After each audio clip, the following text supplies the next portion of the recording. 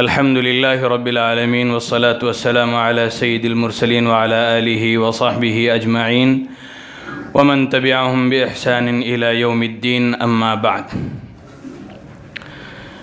محترم حاضرین اکرام،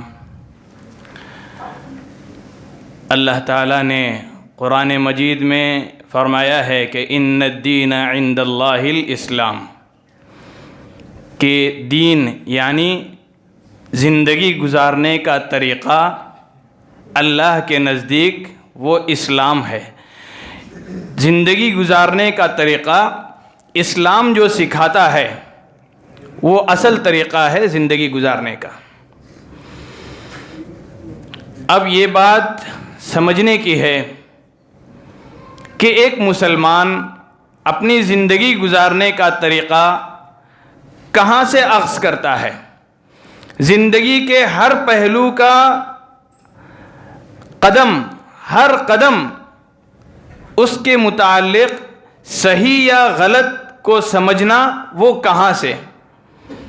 یقیناً ہم لوگ سب کہیں گے کہ ہر مسلمان اپنی زندگی گزارنے کا طریقہ قرآن سے، حدیث نبوی سے، صحابہ کرام کے اقوال اور افعال سے، تابعین اور تبع تابعین کے افعال سے، یا اس کے بعد کوئی مسائل رہ جاتے ہیں تو جو راسخین فی العلم ہیں انہوں نے جو مل کر ایک معاملہ طے کیا ہے اس سے.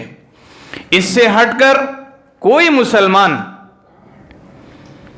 نہ کسی جاہل اور جہلا کی رائے یا نہ کسی مشورہ دینے والے مشورے سے اور نہ جو فاسق و فاجر افراد ہوتے ہیں جو اپنے رائے مشورے اسلام میں داخل کرتے ہیں اس سے، اور نہ ہی انٹرنیٹ پر شائع ہونے والے غیر مدلل آراؤں سے ایک مسلمان ان کو اپنا شعار نہیں بناتا اور اس کو اپنا زندگی کا طریقہ نہیں بناتا. انہی زندگی گزارنے کے بہت سارے طریقوں میں اللہ تعالیٰ نے ایک عورت کو کس طرح سے زندگی گزارنی چاہیے، گھر میں اس کا کیا ماحول ہونا چاہیے، اور جب گھر سے باہر نکلے تو اس کو کس انداز میں نکلنا چاہیے، یہ مکمل واضح طور پر بیان کر دیا ہے. اس کو کسی اور سے سننے کی ضرورت نہیں ہے ایک مسلمان کو، کہ کسی اور کی رائے سنی جائے، کسی مبصرین کا تبصرہ لیا جائے اور اس کے مطابق اپنی زندگی کو ڈھالا جائے. اس کی ضرورت نہیں ہے اسلام میں، کیونکہ اللہ تعالیٰ نے اسلام کو مکمل نظام کے طور پر اللہ تعالیٰ نے انسانوں پر قائم کیا ہے، نافذ کیا ہے. اللہ تعالیٰ اس سلسلے میں عورتوں کو کس طرح سے رہنا ہے اس سلسلے میں واضح الفاظ میں قرآن مجید میں بتلا دیا کہ یا ایھا النبی قل لازواجک وبناتک ونساء المسلمین یدنین علیہن من جلابیبہن. یہ آیت پردے سے متعلق ہے. اس سے ہٹ کر ایک اور آیت ہے، سورہ نور کی آیت ہے، آیت نمبر 31، جس میں اللہ تعالیٰ فرماتے ہیں وَقُلْ لِلْمُؤْمِنَاتِ يَغْضُضْنَ مِنْ أَبْصَارِهِنَّ وَيَحْفَظْنَ فُرُوجَهُنَّ. آگے لمبی آیت ہے. آگے فرماتے ہیں وَلَا يُبْدِينَ زِينَتَهُنَّ، کہ اپنی زینت کو کن کن لوگوں پر واضح کرنا ہے، کن کن لوگوں کے سامنے اپنی زینت دکھا سکتے ہیں. اس کی ایک تفصیل پوری قرآن مجید میں بیان کی گئی. یہ دو آیتیں ہیں. ایک جگہ ہے اپنے پورے جسم کو پردے سے ڈھانپنا، اور دوسری جگہ واضح بتایا گیا کہ اپنی زیب و زینت کو کہاں پر دکھلانا ہے، کن لوگوں کے سامنے آپ کو واضح کرنا ہے. یہ دو آیتیں ہمارے سامنے ہیں. ان دو آیات کو سامنے رکھ کر علماء کرام نے یہ واضح الفاظ میں بیان کیا ہے کہ پردہ دو قسم کا ہے. ایک ہے جس سے ہٹ کر کوئی اور چارہ ہی نہیں، وہ ہر حال میں اس کو اختیار کرنا ضروری ہے ایک عورت کے لیے. وہ ہے سر سے لے کر پیر تک ڈھانپنا سوائے ہتھیلی اور چہرے کے، سر سے لے کر پیر تک پورا کا پورا ڈھانپنا سوائے ہتھیلی اور چہرے کے۔ اور یہ ہتھیلی اور چہرہ کہاں کہاں کھلے گا؟ سورہ نور کی آیت نمبر 31 میں پوری تفصیل بتا دی گئی کہ آپ فلاں کے سامنے آپ اپنی زینت کو ظاہر کر سکتے ہیں، زینت کو ظاہر کر سکتے ہیں۔ علماء نے بتایا ہے کہ یہ زینت چہرے کے ذریعے ظاہر کی جائے گی یا ہتھیلیوں کے ذریعے ظاہر کی جا سکتی ہے، یہاں تک کی اجازت ہے۔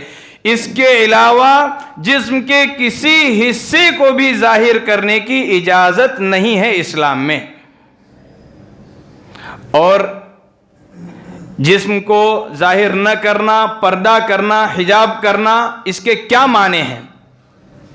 ایک حدیث میں حضرت عائشہ رضی اللہ عنہا فرماتی ہیں کہ ایک مرتبہ ان کی بہن حضور اقدس صلی اللہ علیہ وسلم کے سامنے آ گئیں، جبکہ وہ ایک ایسا کپڑا پہنی ہوئی تھی جو بالکل پتلا سا تھا اور چست تھا۔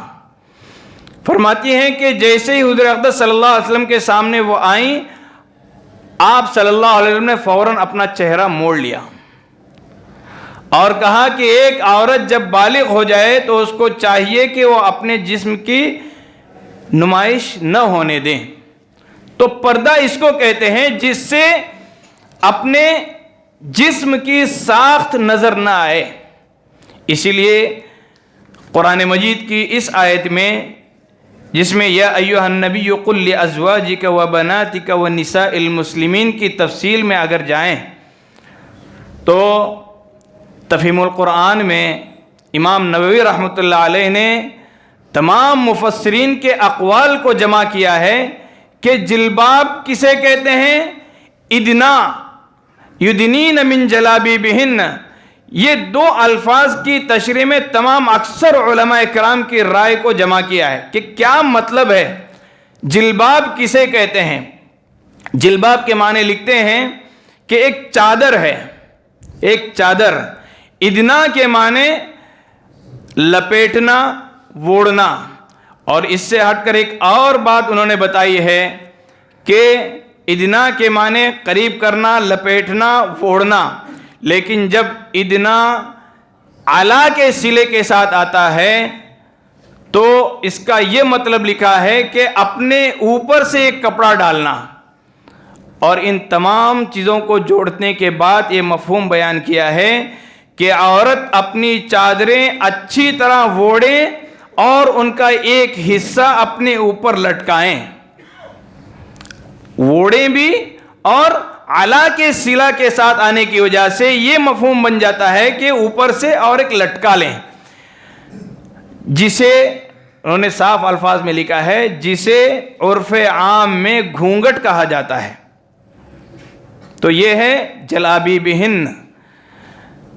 عہد رسالت کے قریب ترین مفسرین ابن جریر، ابن منذر کی روایت ہے کہ محمد بن سیرین رحمۃ اللہ علیہ کی ایک ملاقات ہوئی ابو عبیدہ السلمانی، اور یہ وہ ہیں جو حضور اقدس صلی اللہ علیہ وسلم کی زندگی میں اسلام قبول کر چکے تھے، مگر مجبوری کی وجہ سے حضور اقدس صلی اللہ علیہ وسلم کی خدمت میں حاضر نہ ہو سکے۔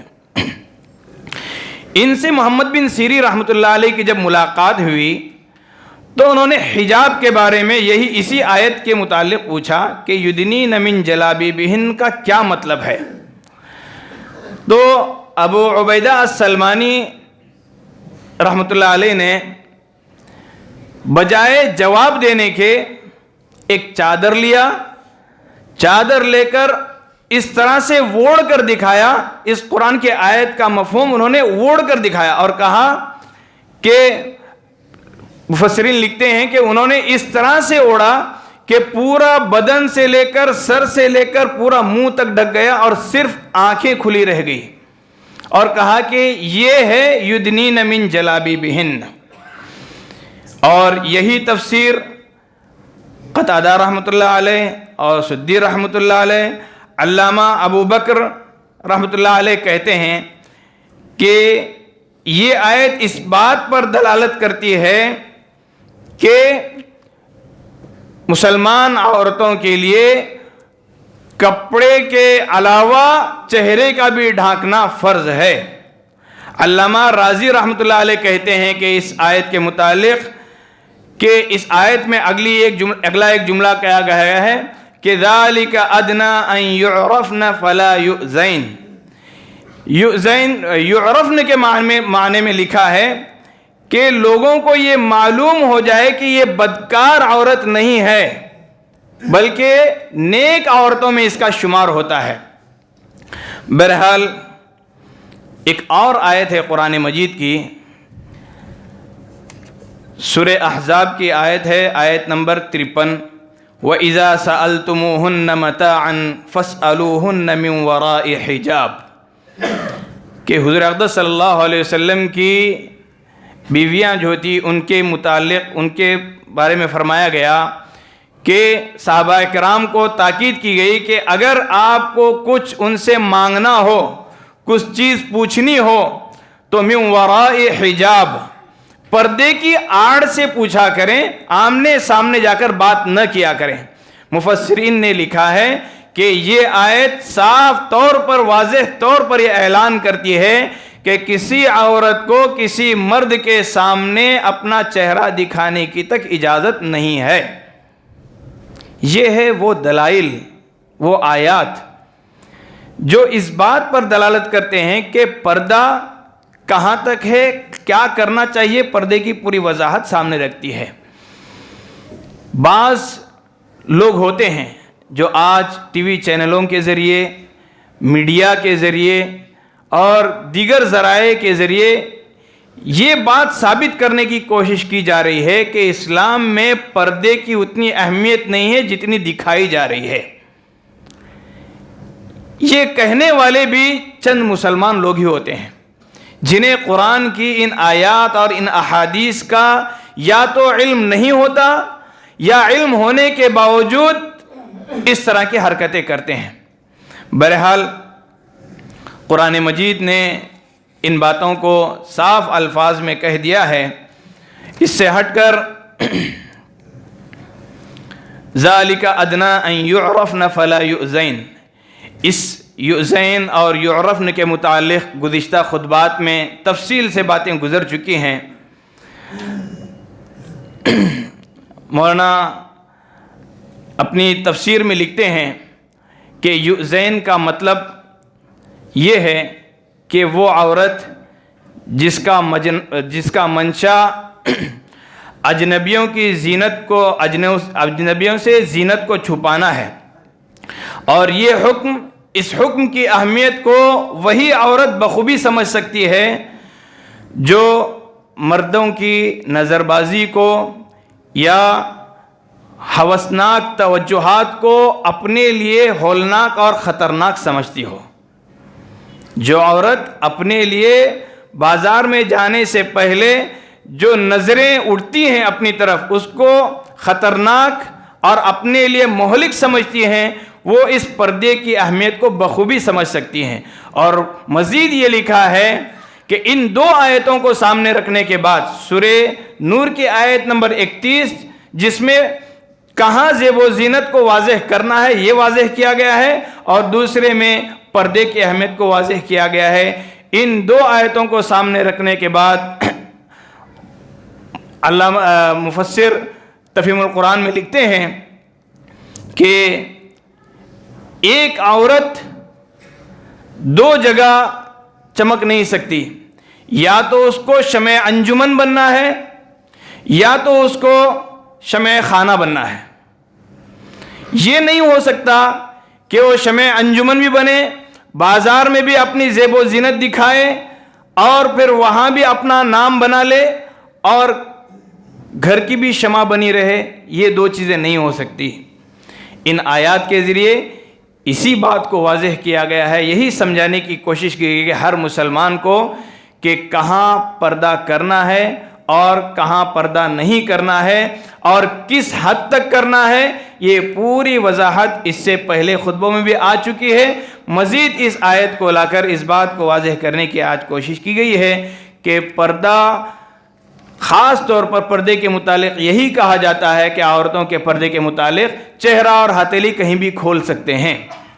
تو ان دو آیتوں کو سامنے رکھ کر اس بات کو واضح کرنے کی کوشش کی گئی ہے کہ چہرے کو کہاں ڈھانکنا ہے اور ہتھیلی کو کہاں تک کھلا رکھنا ہے، اور جب گھر سے باہر نکلیں گے، غیر مردوں میں جائیں گے تو پردہ کیا ہوگا، اور اپنوں کے درمیان رہیں گے تو پردہ کیا ہوگا، مزید اس کے نقصانات کیا ہوتے ہیں اور اس کے فوائد کیا ہیں۔ انشاءاللہ آئندہ جو ہے اس طرح کی باتیں آپ کے سامنے آتے رہیں گی۔ اللہ تعالیٰ جو کہا ہے اس پر عمل کرنے کی ہمیں توفیق عطا فرمائے۔ وآخر دعوانا الحمدللہ رب العالمین۔